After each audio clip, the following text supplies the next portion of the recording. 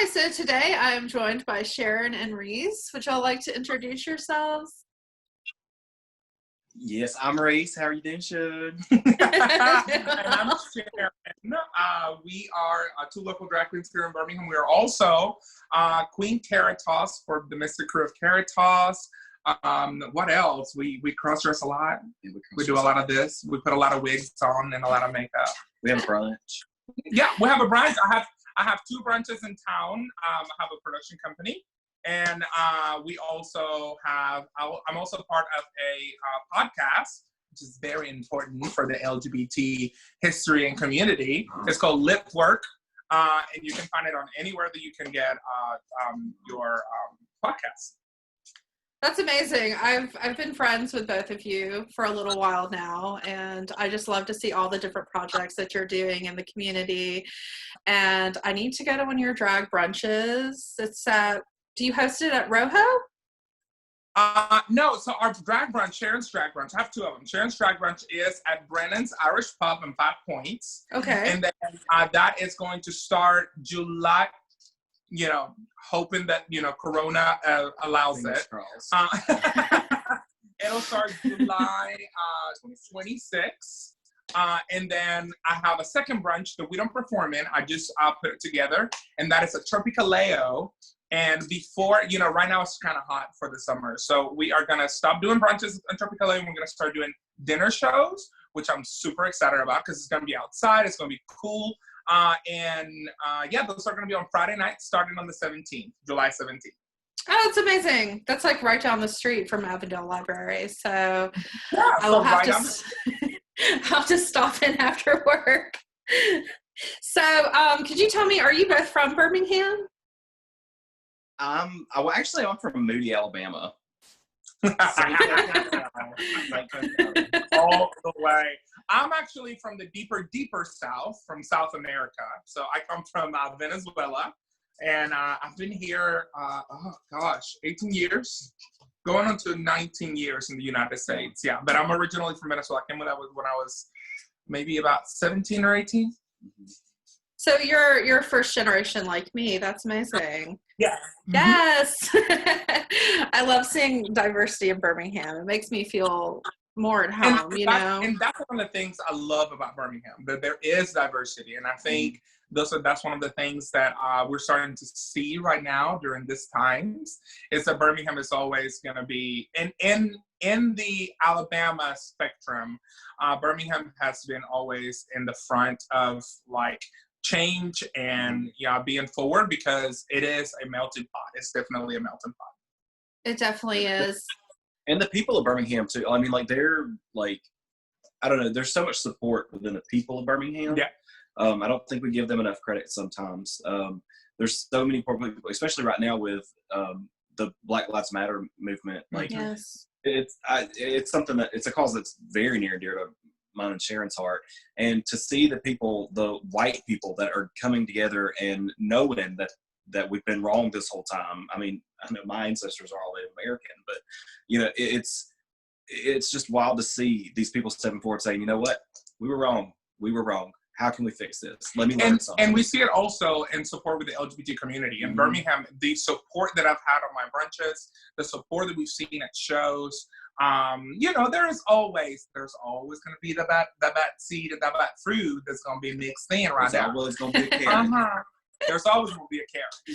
No offense to any good Karens. It's a bad time to be a Karen. I know, and I feel so bad. Every time somebody calls somebody a Karen, I think of poor Karen that I went to high school with. There's good Karens out there with bad haircuts, but they're good people. So we just got to make sure we put that out there. Yeah, it's I love seeing the community come together at this time. If you are kind of on the margins in any way, it's good to see that you're surrounded by a community that will stand up for what's right. Exactly. And I want to thank you again for joining me. I love you both dearly. You're both sweethearts and you're gorgeous. So rolled out of the costume closet. Like just literally, we'll just put glue on ourselves, roll in the closet, and came back out. roll. It's a talent. It's a talent. So I heard the other day that you are doing a Pride Culture-thon of sorts. Can you talk about that? Yeah, so I was privileged enough to have the mayor's office and the LGBT Alliance for the mayor's office contact me and ask me if I would not only MC but also produce with my production company a digital Pride, a digital culture-a-thon. So of course I love Randall, and I said yes in 3 seconds. And the great thing about it is that it's not just drag, and it's not just, it's not just a bunch of drag queens performing. Even though that's part of it, we're going to have a lot of queer artists and a lot of local organizations coming in and sending in videos so we can show their art and show how LGBTQIA has influenced the culture of the gay community, has influenced Birmingham in a cultural sense. That's amazing. So how can people tune into that? So it's going to be on Facebook and on YouTube. So you should be able to search Culture-a-thon 2020, and it'll show up as a live video. And what do you call it? The thing will be, the link will be listed on Facebook. Right? Correct. And they can find it on my wall. They can find it on the mayor's office wall. They're going to be able to find all of that because we're going to be sharing it as we speak and as we do it. So all the information will be very accessible.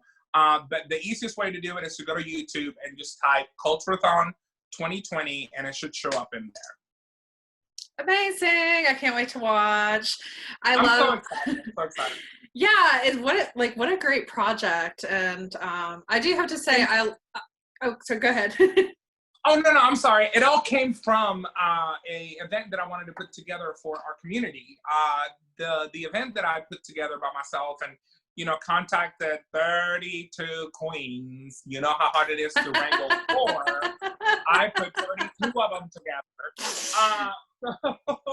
But we actually had a thing called Birmingham Gives Back, and it was a way for the entertainers to give back, to give a chance to give back to our local bars. And we raised $4,000, about $4,000, $3,000 and something. And we had entertainers from every bar, people who also don't have a bar, don't perform at a bar, people who, it was just amazing to put all these people together. It was a 4-hour show. Not doing that again. But it was phenomenal to see everybody come together and raise money for, our safe places and our, the places that actually allow us to be ourselves at night when we couldn't do it at home. Absolutely. Yeah, I was just going to say, I love Randall Woodfin as a city employee. He's the best. And I'm so thankful for him during this, coronavirus, just really great. I'm glad that we have the mask ordinance. But,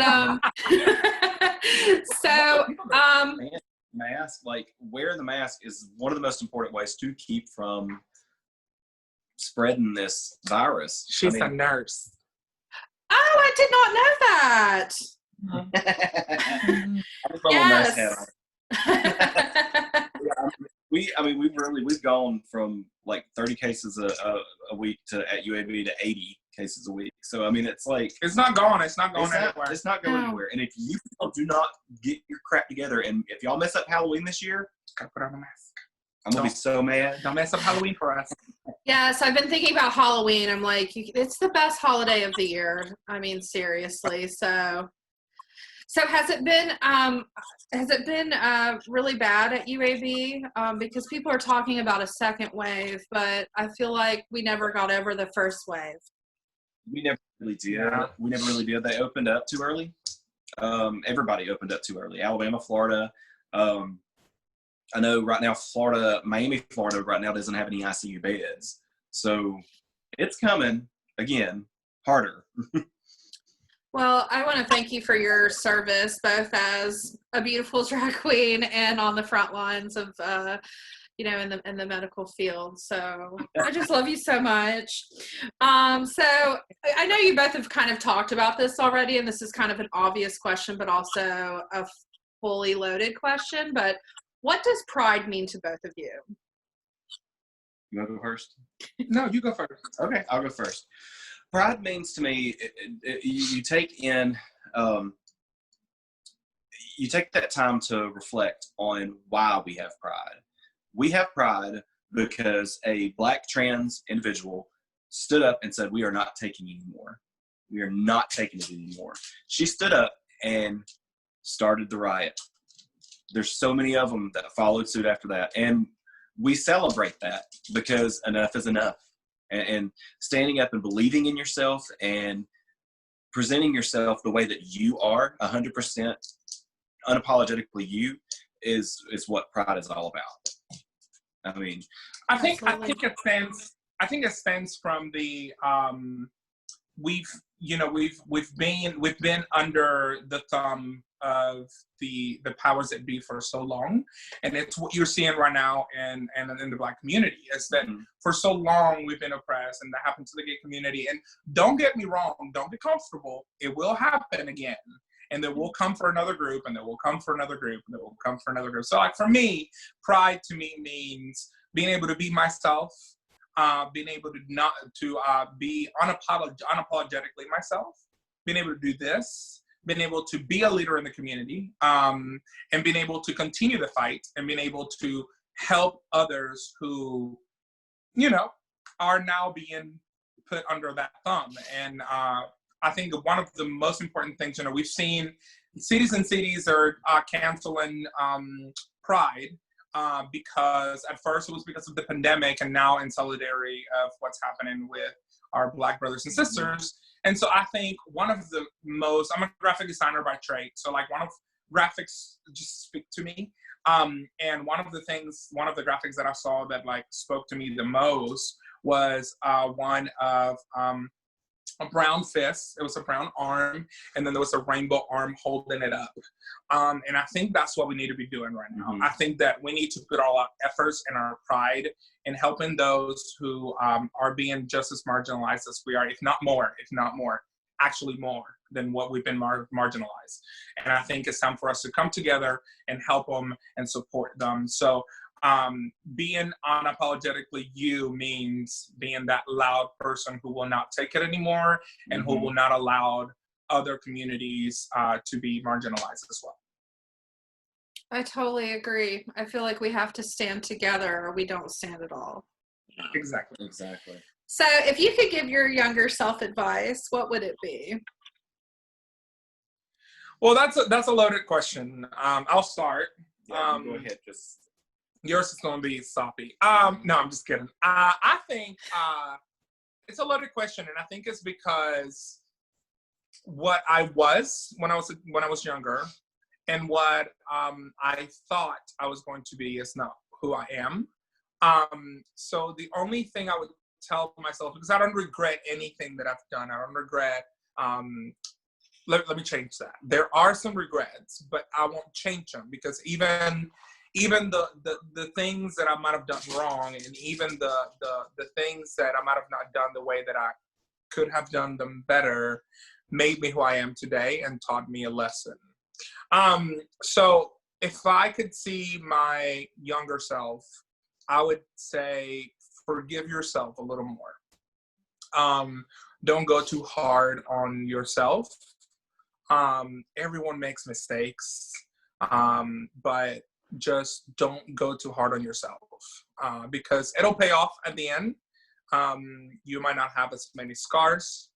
You might not have as much of a depression. And yes, you come out of those, and yes, you come out of those victorious, but if you forgive yourself a little bit more, your story might be a little sweeter. Same ending, but just a little sweeter. And I said yours was going to be soppy. Yeah.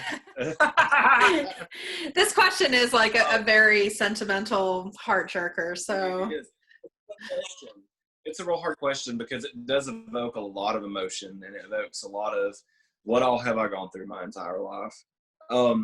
one of the things that I know that I would tell my younger self if I ever got a chance to go in a DeLorean back yonder, that the one thing I would definitely say is, like, know you're going to go through some really crappy times, but hold the people that you have in your circle near and dear to you, because they will get you through it, and they will give you the strength to that you can get yourself through it. You know, a lot of the times we tend to blame others for how we react to things, when it's really our perception that makes us do that.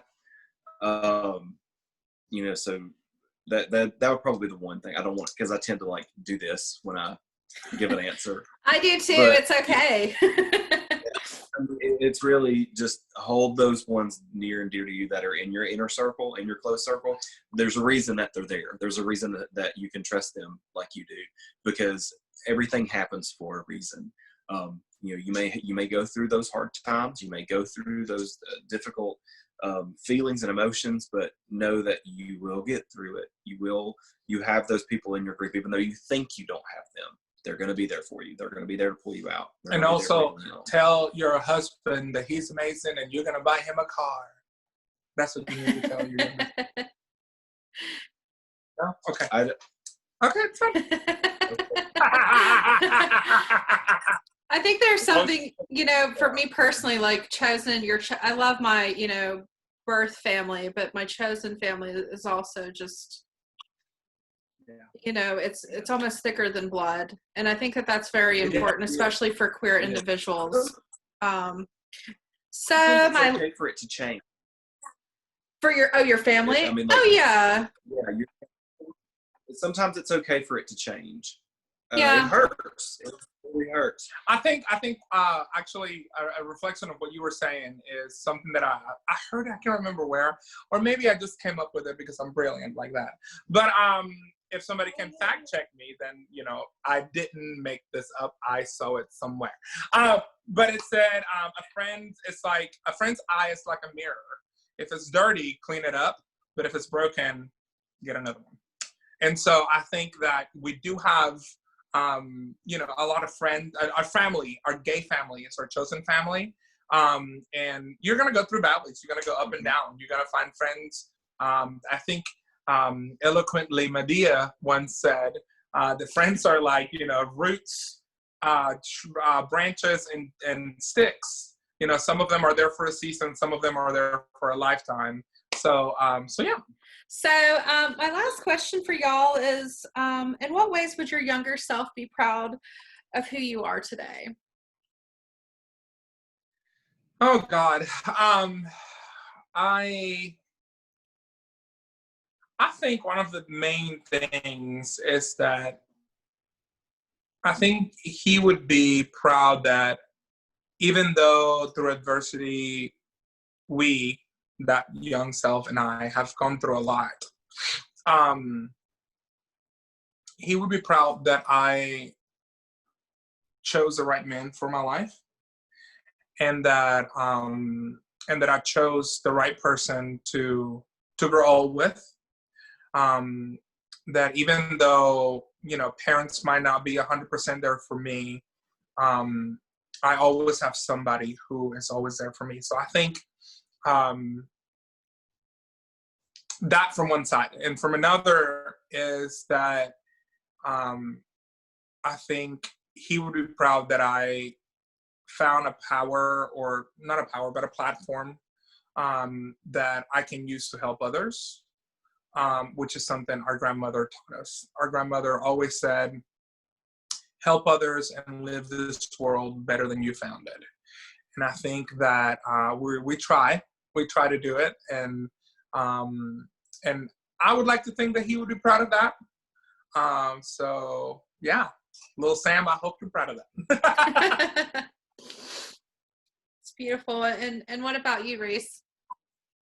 Well, I think my younger self, when I was growing up, I always wanted to be a performer. I always told myself I was going to be a rock star. I always told myself that I was going to be on TV, and that, you know, I was going to be on a stage somewhere doing something. And I know my younger self would be proud of me for where I am today with it. I never in a million years when I was younger thought that I would grow up to be a nurse and a drag queen. But, you know, I think my younger self would be proud of the fact that I've been able to stand up for so many other people. And I knew I was going to cry on this thing. Because drag queens are always the forefront in the fight for everything. We're the fight for change, we're the fight for acceptance, and we're the fight for progression. I've always kind of said, you know, to have progression, you have to end oppression. Like you can't oppress people to move forward. You have to pick them up, stick your hand out, and pick them up. But you know, I think my younger self would just be proud of the fact that I'm standing up and doing something, because my younger self would not have. Yeah, I mean, superheroes don't wear capes; they wear wigs. And I think absolutely, and I think that, you know, your experiences make you the strong individuals that you are, and I can 100% say that I know that your younger selves would be very proud of both of you, as well as the community of Birmingham. Not that I represent the entire community, but you have made a positive impact in my life, especially when I moved here. I moved here from Atlanta, but where I didn't think I was going to find a queer, you know, community, and just meeting you through friends and by going out. I love you two both so much, and I really appreciate you being a part of this project. And I hope to see your new house when this is all over. Oh my gosh, you need to come over. I need to make that lemon cake I made. Yes, I'll make some Korean barbecue, and we'll have a kiki. Oh my god. Yeah, you know, we love food. I love Korean barbecue. So is there anything you would like to add for anybody who might be watching? Any last words? Any last words? Any last words? So for me would be, I'm just going to get the extension cord and just plug everything in as quick as I can. So I have 2 brunches in Birmingham. We have Sharon's Drag Brunch at Brennan's Irish Pub. And right now we're starting that on July 26th. So you can go, you can call Brennan's and go ahead and make your reservation. I will also be I won't be taking reservations. That's a mistake. I won't be taking reservations. Just call. But the poster will come out soon, so you can find us on Facebook. I also organized another brunch called The Other Drag Brunch, which is at Tropicaleo. We're going to be having some drag and dine events. They're going to be coming up with Gabe and with the whole gang at Tropicaleo. And then Lip Work. That is LIPWERQ. And you can find it on whatever you find your podcast. Go and listen. We have several episodes already out. And they go all the way from talking about drag life to LGBT issues. And most recently, we had an hour episode. They're normally about 30 minutes long, but we had an hour episode last week about Black Lives Matter. So definitely go in there. It's just 2 brown queens. It's me and Capri Dupree, 2 brown queens talking about, you know, brown stuff and gay stuff and Birmingham stuff. So literally. Fabulous. Anything from you, Reese? Yep, you can catch me at Sharon's Drag Brunch.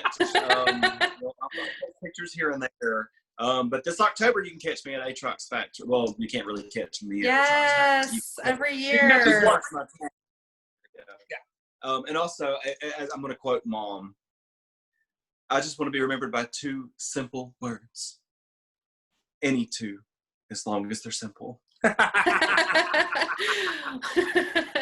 Well, thank you so much for your time, and thank you for everything you're doing and for being part of this project.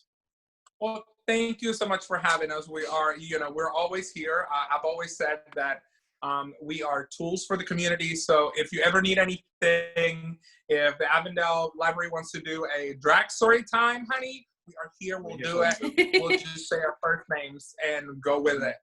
So definitely, thank you so much for everything that you do. Thank you so much to the Avondale Library for giving us this Thank you guys opportunity. so much. And thank you, yeah. Joan. I mean, like, Aw. really. Love you guys.